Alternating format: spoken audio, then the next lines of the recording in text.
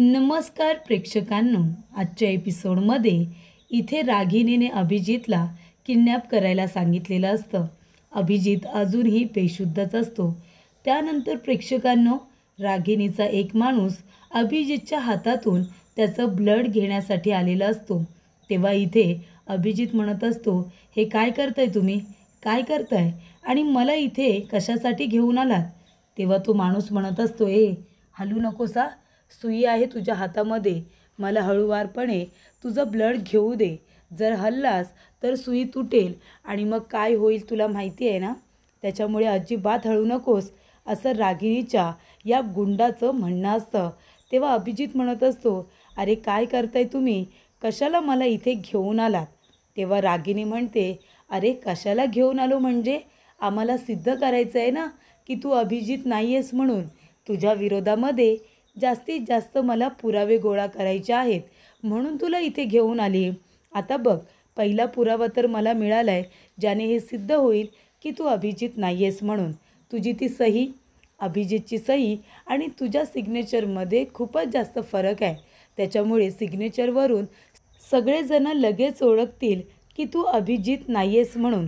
कळलं का रे? आणि आता दुसरा पुरावा, तू इथे दिसायला अभिजितसारखा आहेस, बोलतोससुद्धा अभिजितसारखा, वावरतोससुद्धा अभिजितसारखा, नाही का? नावसुद्धा अभिजितचं बरोबर ठेवलेस.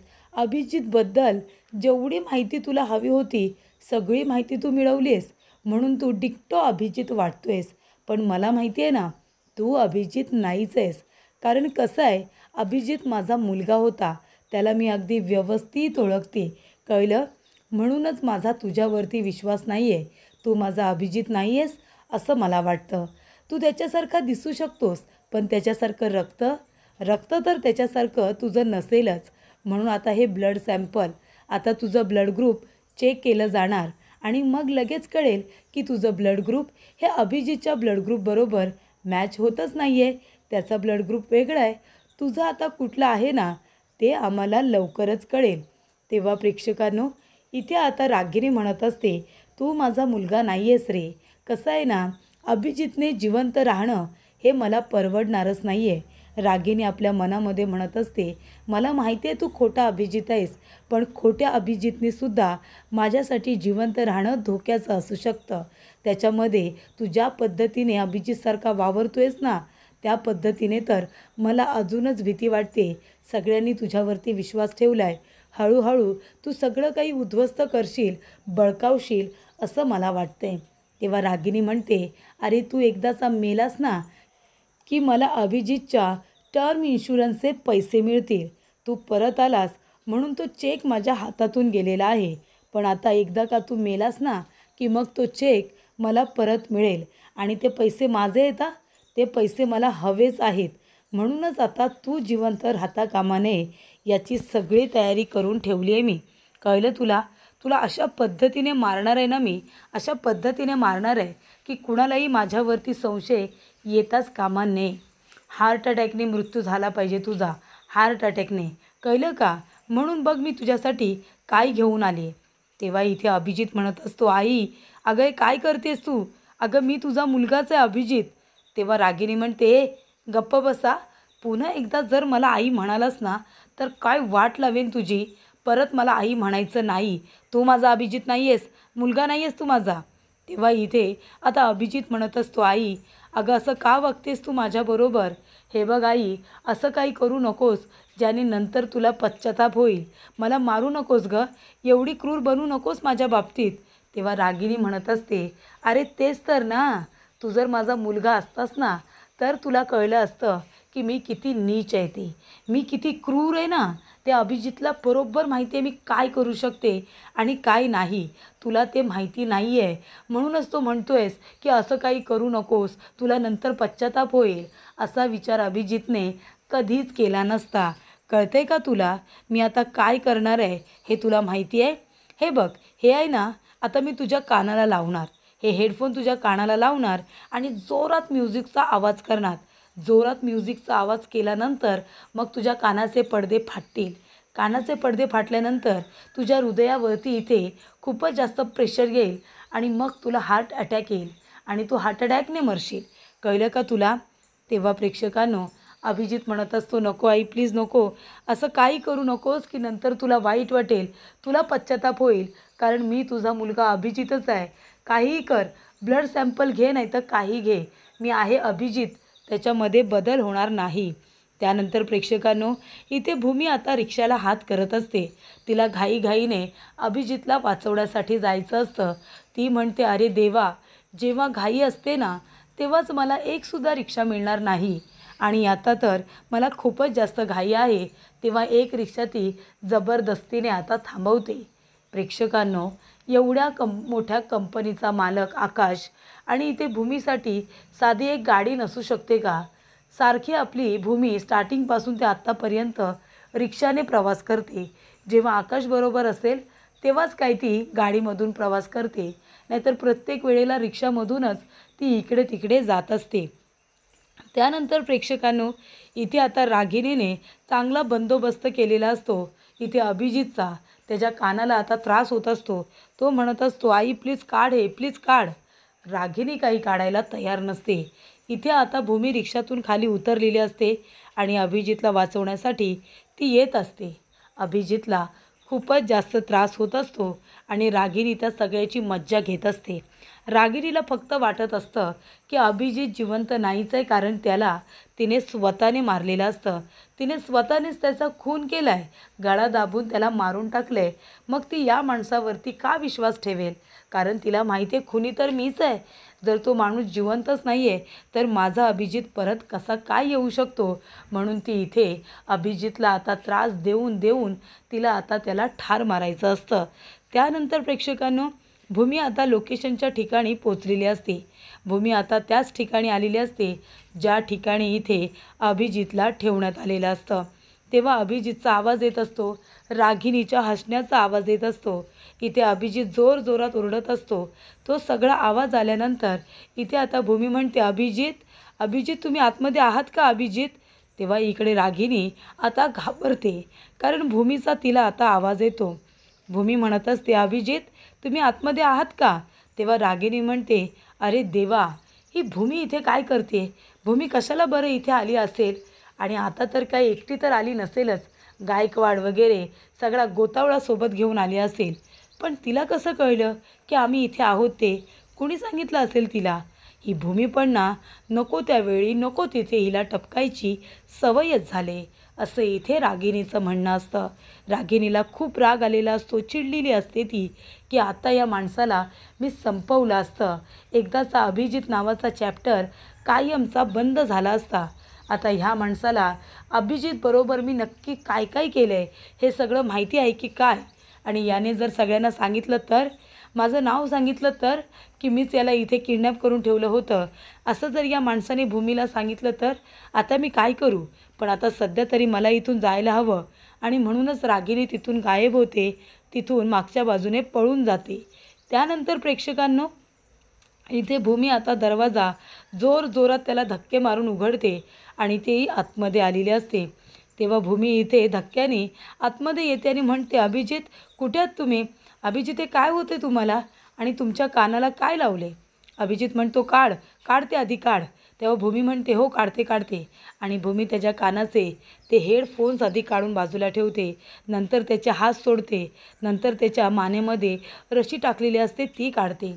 आणि हे सगळं करत असताना ती बोलत असते की अभिजित, अहो बरं झालं तुम्ही मला इथे सापडलात आणि बरं झालं मी तुमच्या मोबाईलला इथे लाईव्ह लोकेशन चालू करून ठेवायला सांगितलं होतं, म्हणून निदान मी या लोकेशनवरती पोहोचूच तरी शकले तुम्हाला वाचवायला. तुम्ही ठीक आहात ना अभिजित? हे बघा, पण तुम्ही इथे कसे काय आलात? तुम्ही तर हॉस्पिटलला जायला निघाला होतात ना अभिजित, मग इथे कसे काय पोचलात तुम्ही?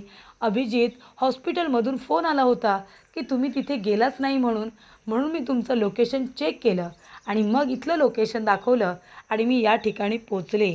तेव्हा इथे भूमी म्हणत असते, हॉस्पिटलला का नाही गेलात तुम्ही आणि इथे का आलात? तेव्हा अभिजित म्हणत असतो, हॉस्पिटलला जायला निघालो होतो मी, पण ते लोक मला इथे घेऊन आले. तेव्हा भूमी म्हणते, कुठले लोक? कुठले लोक तुम्हाला इथे घेऊन आले ते सांगा बरं मला आधी.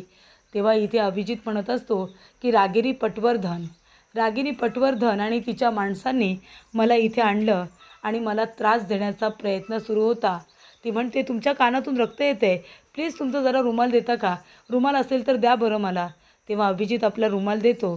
तेव्हा भूमी त्याच्या कानावरती रुमाल पकडते. त्याच्या कानातून रक्त आलेलं असतं प्रेक्षकांनो. तेव्हा भूमी म्हणते, पण तुमच्या कानातून रक्त का आलं? आणि एवढं जोरात म्युझिक का बरं तुमच्या कानात लावलं होतं? काय करण्याचा प्रयत्न होता? तेव्हा प्रेक्षकांनो, इथे आता अभिजित म्हणतो की माझ्या कानांमधून इथे आता रक्तच यायला हवं होतं रागिनी पटवर्धनला.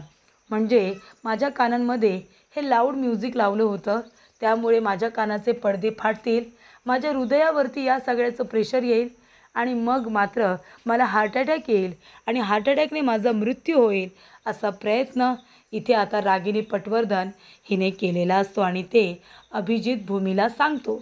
तेव्हा प्रेक्षकांनो, रागिनी धावत पळत आपला जीव वाचवत बाहेर आता हायवेला आलेली असते. तेव्हा इथे रागिनी म्हणत असते, ही भूमी पण ना नको त्यावेळी टपकली, नाहीतर आता त्याने कबूल केलं असतं की तो अभिजित नाही आहे म्हणून त्याला त्रास झाल्यानंतर. पण मला खात्री आहे तो अभिजित नाही आहे ते. पण ना त्याने ते तोंडाने सांगितलं, ना ते कबूल केलं की तो अभिजित नाही आहे म्हणून. पण आता मला काहीतरी करून अजून ठोस पुरावे गोळा करावे लागणारच आहेत. आता याने भूमीला माझं नाव नाही सांगितलं म्हणजे मिळवलं, नाहीतर ती अजून अजून माझा हात धुवून पाठी पडेल आणि ते मला परवडणारं नाही आहे. तेव्हा प्रेक्षकांनो, इथे रागिनी म्हणत असते की आता मी काय करू? तेव्हा ती आपल्या माणसाला फोन करते आणि म्हणते की इकडे रिपोर्ट आले का? ब्लड रिपोर्ट आले. तेव्हा इथे दोन्ही रिपोर्ट आलेले असतात, अशी तिची माणसं आता तिला सांगतात. तेव्हा इथे भूमी म्हणत असते की अभिजित दादा, अहो मला माहिती आहे ती बाई खूपच जास्त नीच आहे. आत्तापर्यंत तिने मला, माझ्या बाळाला आकाशला खूपच जास्त त्रास दिला आणि आता ती तुमच्या मागे लागली आहे. मला तर असं वाटतं की तिला आहे ना तुम्ही जिवंत नकोच आहात. म्हणजे अभिजित जिवंत राहणं त्यांच्यासाठी धोक्याचं असं त्यांना वाटतं. म्हणजे याचा अर्थ जे काही अभिजितबरोबर घडलं होतं ते सगळं इथे आत्याने तर घडवून आणलं नव्हतं ना. म्हणूनच कन्स्ट्रक्शन साईडवरती अभिजित पडल्यानंतर त्या ठिकाणी रागिनी आत्या आल्या आणि त्या लगेच गायब झाल्या. अभिजितच्या मृत्यूच्या मागे रागिनी पटवर्धन यांचा तर हात नाही आहे ना खूप मोठा.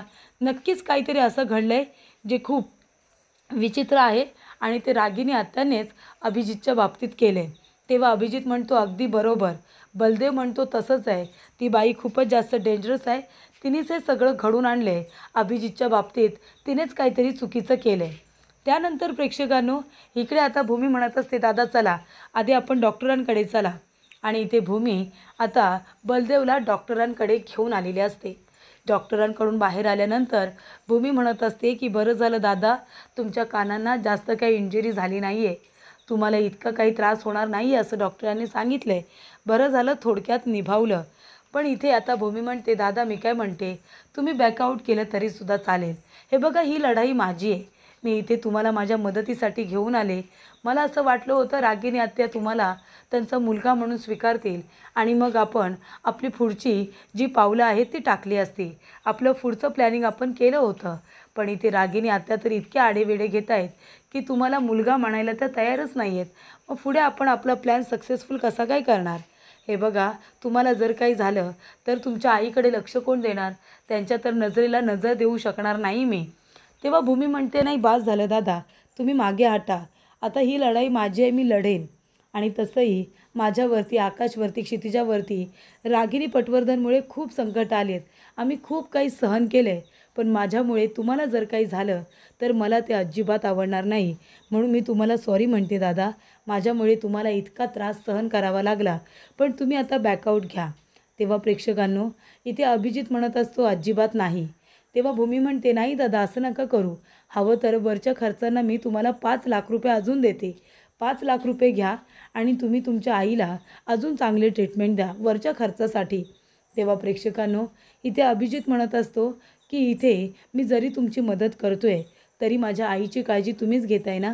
माझी आई तुमच्यामुळे जिवंत आहे, कारण तुम्ही सगळा ऑपरेशनचा खर्च केलात म्हणून ना. मग मला तुमच्या उपकारांची परतफेड करायची आहे. अभिजित म्हणतो, मला तुमची मदत करू द्या. भूमी म्हणत असते, दादा उपकारांची परतफेड म्हणू नका. मी जे काही केले ते उपकार नाही आहे. अहो तुमची आई ती माझी आई नाही का? जे काही केलं ते आईसाठी केलं. आईसाठी आपण जे करतो ते उपकार नसतात. आई ही शेवटीला आई असते ना. तेव्हा इथे अभिजित म्हणतो, पण मला तुमची मदत करायची आहे. आता आपण दोघेजणं मिळूनच रागिनी पटवर्धनला सगळ्यांच्या समोर एक्सपोज करू, असं अभिजित म्हणतो. त्यानंतर प्रेक्षकांनो, इथे आता रागिनी आलेली असते. रागिनी आल्यानंतर दरवाजा उघडून ती बाहेर येणार. तेवढ्यातच इथे आता भूमी दरवाजा पुन्हा बंद करते आणि ती रागिनीला बाहेर येऊच देत नसते. रागिनी गाडीची चाक खाली करते आणि म्हणते, काय ग ए, काय चाललंय तुझं? मी गाडीतून उतरण्याचा प्रयत्न करते आणि तू मला उतरू का देत नाही आहेस? दरवाजा का सोडत नाही आहेस? दरवाजा का बंद केला आहेस? आता काय आणखीन चाललं आहे तुझं, सांग ना. तेव्हा भूमी म्हणते, का कुठे गेला, कुठे होतात तुम्ही? तेव्हा रागिनी म्हणते, मी ऑफिसला. भूमी म्हणते, नाही, तुम्ही ऑफिसला गेला नव्हतात. ऑफिसमधूनच आले मी. तुम्ही ऑफिसला गेलाच नव्हता. तेव्हा रागिनी म्हणते, अगं पुढचं पण ऐक ना, काय म्हणते ते. मी ऑफिसच्या बाहेर गेले होते. तिथे मला क्लायंट सापडले. आम्ही दोघांनी बाहेरच मीटिंग केली आणि तिथून मी इथे आले. तेव्हा इथे भूमी म्हणते, हो का? आणि ती जोरजोरात हसायला लागते. तेव्हा रागिनी म्हणते, का, काय झालं, काय झालं? इतकं काय हसण्यासारखं होतं ह्याच्यामध्ये की हसत हसत आजूबाजूला बघतेस, की आजूबाजूच्या लोकांनासुद्धा आता प्रश्न विचारायला बोलावतेस की काय? तेव्हा इथे भूमी म्हणते, नाही नाही, अहो काय हे तुम्ही बोलात, जोकच मारलात ना तुम्ही. मग आता मला जसं हसायला आलं तसं आजूबाजूच्या लोकांनासुद्धा आलं असेल. तुमचं हे बोलणं ऐकून त्यांनासुद्धा धक्का बसला असेल, म्हणून आजूबाजूला बघते, बाकी काही नाही. कळलं का तुम्हाला? तेव्हा इथे रागिनी म्हणते, जास्त बोलू नकोस तू, जास्त नको बोलूस. तेव्हा भूमी म्हणते, अहो मी कुठे जास्त बोलते, मी तर उलट बोलतच नाही आहे. तेव्हा प्रेक्षकांनो, इथे रागिनी म्हणत असते, तुला काय करायचं आहे गं, काय करायचं आहे? तू का मला इतके प्रश्न विचारतेस? कुठे गेली होतीस, काय करत होतीस, सांग ना. मी तुझ्या कुठल्याही प्रश्नाचं उत्तर द्यायला बांधील नाही आहे. कळलं भूमी? तेव्हा भूमी म्हणते, असं काय करताय तुम्ही आत्या? तुम्ही तर माझ्या सगळ्या प्रश्नांची उत्तरं द्यायला बांधील आहात. कारण मी या घरची कोण आहे? मी या घरची सून आहे, या घरची मालकीण आहे, या बिझनेसची मालकीण आहे. तेव्हा तुम्ही कुठे गेला होतात, काय करत होतात, कुणाला भेटलात, या सगळं सांगण्यासाठी तुम्ही मला बांधील आहात. कळते तुम्हाला? तेव्हा इथे प्रेक्षकांनो, भूमी म्हणत असते, अभिजितला का किडनॅप केलं तुम्ही? अभिजितला मारण्याचा प्रयत्न का केलात? अहो त्यांनी किती वेळा तरी हे सिद्ध करून झालं आहे ना की ते अभिजित आहेत म्हणून. मग तरीसुद्धा तुमचा विश्वास का बसत नाही आहे त्यांच्यावरती? त्यांना मारण्याचा प्रयत्न केलात तुम्ही. त्यांच्या कानातून रक्त येतं आहे. तुम्ही इतक्या निर्दयी कशा काय असू शकता हो? स्वतःच्या मुलालासुद्धा सोडलं नाहीत, त्यांनासुद्धा मारत होता तुम्ही. बरं झालं योग्य वेळेवरती ते सापडले, नाहीतर काय झालं असतं काय माहिती. तेव्हा प्रेक्षकांनो, इथे आता भूमी म्हणत असते, रागिनी पटवर्धन, मी काय म्हणते माहिती आहे का? आता तुम्ही लवकरात लवकर तुमचा हा गुन्हा आहे ना तो कबूल करा. तुमच्याकडे आता फक्त इथे दसऱ्यापर्यंतचा वेळ आहे. इथे आता दसरा म्हणजे काय? तर आता घड बसलेत, बरोबर? काल परवा घड बसलेत. तिथून ते इथे विजयादशमीपर्यंतचा वेळ तुमच्याकडे आहे. विजयादशमीच्या दिवशी जर तुम्ही तुमचा गुन्हा स्वतः नाही कबूल केला तर मी सगळ्यांसमोर तुम्हाला एक्सपोज करणार. त्याचबरोबर इथे विजयादशमीच्या दिवशी माझा विजय होणार आणि तुमची हार होणार. कळलं का? आणि हा फोटो ओळखीचा आहे का तुमच्या? बघा बघा हा फोटो कुणाचा आहे? तेव्हा इथे भूमी दीपकचा फोटो रागिनीला दाखवते आणि म्हणत असते, या माणसाला तुम्ही ओळखतच असाल ना, दीपक आहे हा माणूस. त्याचं आणि तुमचं काय कनेक्शन आहे ना रागिनी आत्या, ते मी लवकरच शोधून काढणार आहे. एकदा का त्याचं आणि तुमचं कनेक्शन काय आहे ते समजलं की सगळ्यांच्या समोर तुम्हाला एक्सपोज करायला मोकळीच, असं आता भूमी म्हणत असते. आणि एक गोष्ट लक्षात ठेवा रागिनी आत्या, मी आता पहिल्याची भूमी नाही आहे. बघा कशा पद्धतीने तुम्हाला पुरून उरते ती. तेव्हा इथे भूमी आता वरती जाते आणि खाली रागिनीकडे बघत असते. रागिनी आता टेन्शनमध्ये आलेली असते. तेव्हा भूमी म्हणत असते की चला, गायकवाड सरांनी सांगितलेली ट्रिक आता मी इथे वापरली आहे आणि त्याच्यामुळे या ट्रिकचा आम्हाला खूपच जास्त फायदा होणार आहे. कारण प्रेक्षकांनो, इथे आता रागिनी पटवर्धन हिला एक्सपोज करण्यामध्ये अभिजितची मोलाची साथ भूमीला मिळालेली असते. त्यानंतर प्रेक्षकांनो, पुढील भागामध्ये इथे आता प्रत्येकाने हातावरती जळका कापूर ठेवायचा आणि तो जास्त वेळ आपल्या हातावरती कापूर ठेवेल त्याला सगळा मान, अधिकार आणि हक्क मिळणार. तेव्हा प्रेक्षकांनो, इथे आता आकाशने सगळ्यांच्या हातावरती एक एक आता इथे मेणबत्तीचा दिवा ठेवलेला असतो आणि त्यानंतर सगळेजण आपला हात पुढे करून उभे असतात. तेव्हा पौर्णिमा आणि मानसी या दोघींचा हात भासतो. त्या दोघीजणी लगेचच हातातला कापूर हा टाकून देतात. मात्र इथे रागिनी आणि भूमी दोघांनीही आपल्या हातामध्ये इथे आता कापूर ठेवलेला असतो आणि दोघेही जण इथे आता कापूर ठेवल्यानंतरही हातातला कापूर खाली पडू देत नाही. तो कापूर त्यांच्या हातामध्येच असतो. तर अशा रीतीने इथे आता रागिणीला सुद्धा जिंकायचं असतं आणि त्याचबरोबर भूमीला सुद्धा जिंकायचं असतं.